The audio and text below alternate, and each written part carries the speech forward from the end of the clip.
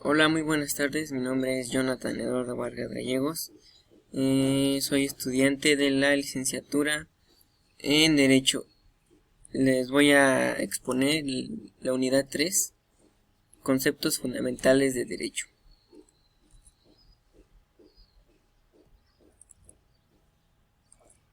Vamos a empezar con el tema 3.1, los fundamentos jurídicos de carácter formal. Acto jurídico. De acuerdo a nuestro Código Civil, es toda declaración o manifestación de la voluntad humana cuyo objeto es el de producir consecuencias de derecho, es decir, crear, transmitir, modificar o extinguir derechos y obligaciones integrados en el ordenamiento jurídico.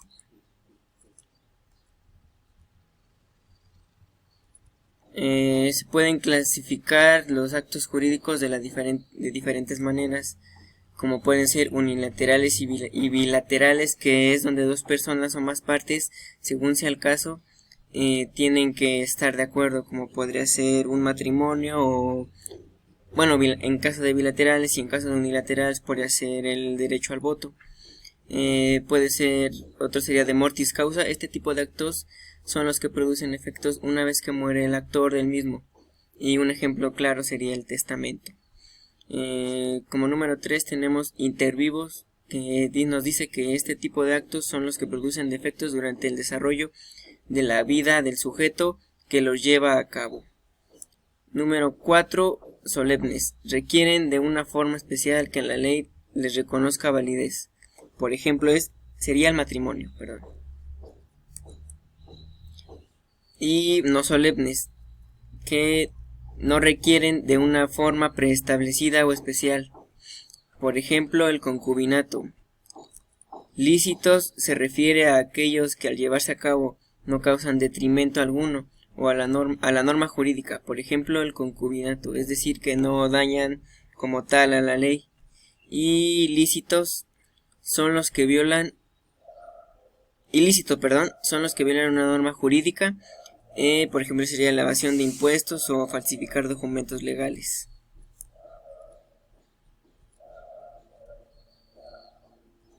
Pasamos a los elementos de existencia del acto jurídico. Para la existencia del acto jurídico se requiere de consentimiento. Nos dice que es la necesidad de que exista la voluntad, ya sea de una o más personas, realizar el acto jurídico. Por ejemplo, el voto, que es en una sola persona, y el matrimonio es en varias personas. 2. Objeto. El objeto siempre debe ser física y jurídicamente posible. Por ejemplo, si alguien se quiere casar con su mascota, pues es físicamente viable, pero no jurídicamente. Objeto directo. Recae en la cosa que el obligado debe dar o el hecho que debe hacer o no hacer. Como número 3 tenemos la solemnidad. La solemnidad, en los casos que así lo disponga la ley, es la forma señalada por la ley para expresar la voluntad para que el acto exista. Requisitos de validez para los actos jurídicos.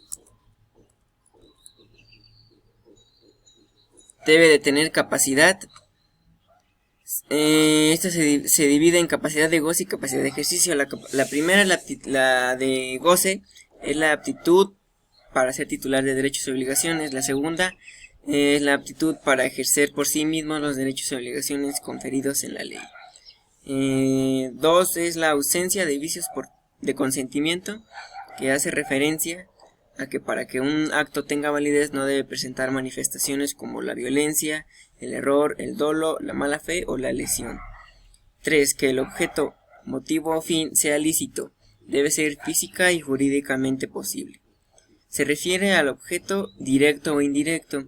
El acto jurídico va a ser jurídicamente posible cuando se apega a las normas jurídicas, y va a ser físicamente posible cuando se apega a las normas naturales. Y como último tenemos la solemnidad, que pues como ya lo habíamos mencionado, es la forma señalada por la ley para expresar la voluntad para que el acto exista. Inexistencia y nulidad de los actos jurídicos. La inexistencia la podemos definir cuando se integra en su contenido una declaración de voluntad, y si no existe solemnidad del acto jurídico es inexistente. Nulidad. Va a ser nulo aunque sea legal bajo una norma, aunque sea legal bajo la norma jurídica, pero que en su contenido contenga algún vicio de consentimiento en la realización del acto jurídico. Por decir, si yo obligo a mi pareja a que se quiera casar conmigo, pues no va a ser jurídicamente posible y pues obviamente va a ser un acto nulo. En este caso hay dos características de nulidad: la nulidad absoluta, que no permite que el acto jurídico produzca sus efectos. Por ejemplo, no está permitido contraer matrimonios entre hermanos. Y nulidad relativa, permite que el acto produzca esos efectos mientras no sea declarado nulo. Como ya les comentaba, por ejemplo, el ejemplo de casarse por obligación. Ahora pasamos con otro tema de la unidad 3, que es el hecho jurídico. Nos referimos a hecho jurídico como el acontecimiento derivado de la naturaleza o del ser humano que puede presentarse de manera voluntaria o involuntaria y que está considerado dentro de su instrumento legal.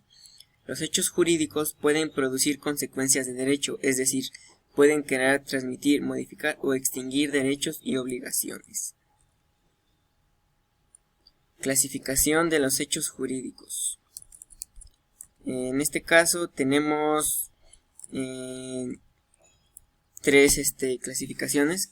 La primera sería hechos jurídicos que se realizan sin la participación del ser humano, que son fenómenos naturales sin la participación del hombre, que traen consecuencias jurídicas.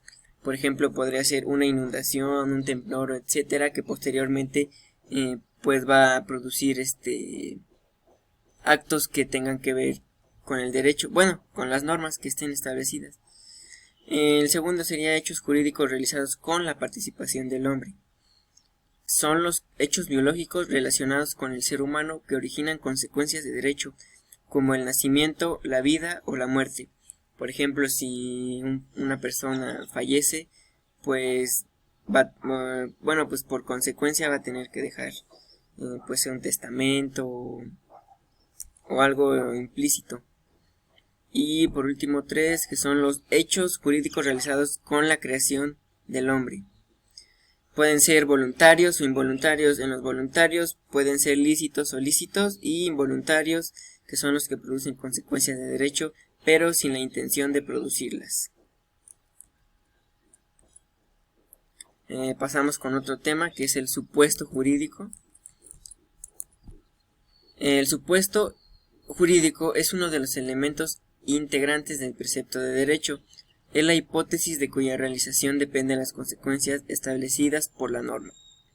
Las consecuencias de la norma son el nacimiento, la transmisión, la modificación o la extinción de facultades y obligaciones, el hacer o no hacer determinadas conductas. Por decir, si yo robo o violo, maltrato a alguien, obviamente yo sé que voy a tener consecuencias de este derecho que están establecidos en la norma, que me van a sancionar de alguna otra manera.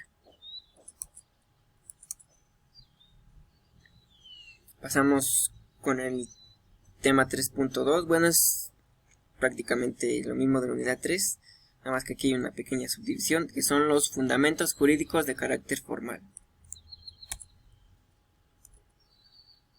En este caso, el primer subtema, podría decirse, sería la persona. La persona física es el ser humano. Antes de comenzar, vamos a dividir la persona física en persona física y persona moral, ¿sí? Vamos a empezar con la persona física. La persona física es el ser humano desde que nace y es viable hasta que muere, a quien se le atribuye capacidad de goce y de ejercicio. Como esto ya lo habíamos mencionado en anterioridad, la capacidad de goce es el momento en que nacemos y pues somos viables y por ende tenemos derechos y obligaciones. Y la de ejercicio es cuando somos mayores de 18 años y tenemos capacidades para realizar para realizar los diferentes derechos que están establecidos. que desde que es concebido se le tiene a una persona para los efectos declarados por la ley. Es viable aptitud para vivir el ser humano que ha vivido 24 horas posteriores a su nacimiento o es presentado vivo ante el oficial del registro civil. La persona física es todo sujeto susceptible de ser titular de derechos y obligaciones. Sea hombre o sea mujer, todos tienen, no hay diferencia, todos son iguales ante la ley.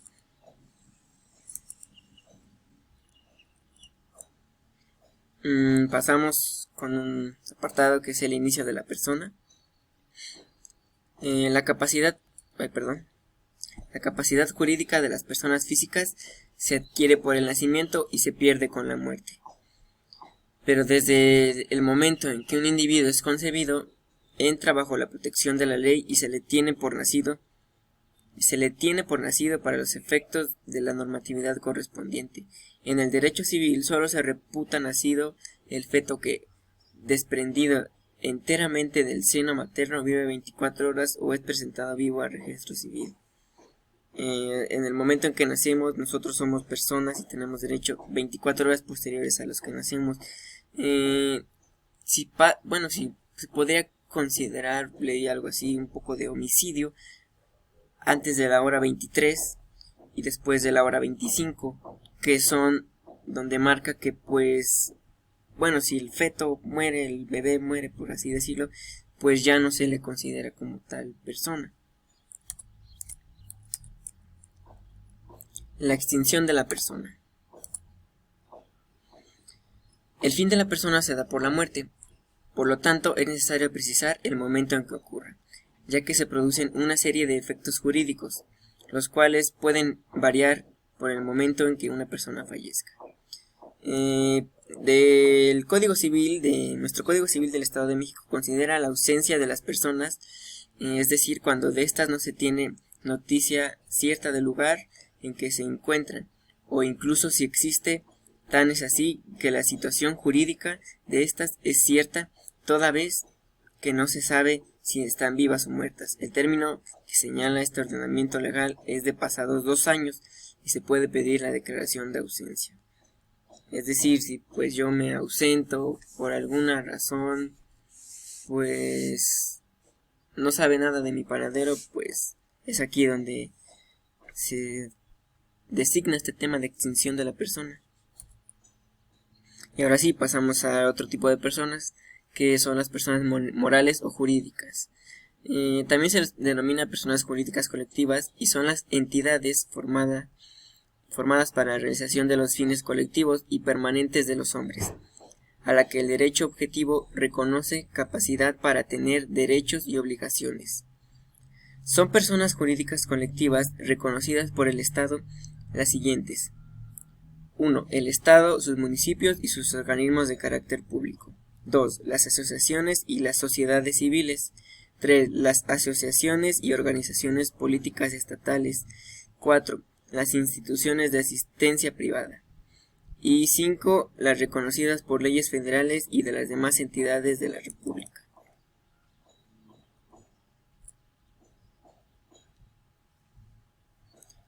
Atributos de las personas físicas.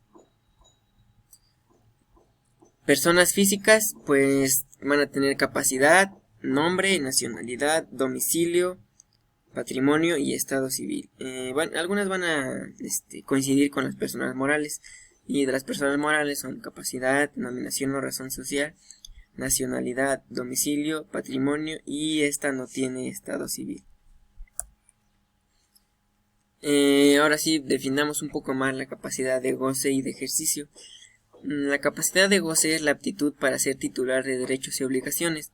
El menor de edad solo tiene esta capacidad porque no se encuentra en posibilidad de realizar actos de voluntad y comprender el alcance de los mismos. Únicamente cuando llega a la mayoría de edad, que son los 18 años, en este caso en nuestro país, es cuando el legislador supone que una persona puede apreciar el alcance de sus actos volitivos. La capacidad de ejercicio, por otro lado, es la aptitud para ejercer por sí mismo los derechos y obligaciones conferidos en la ley. La capacidad de ejercicio se adquiere a los 18 años de edad. Por lo tanto, solo las personas capaces pueden celebrar actos jurídicos, es decir, se requiere de mayor de edad y no estar en estado de interdicción. Pasemos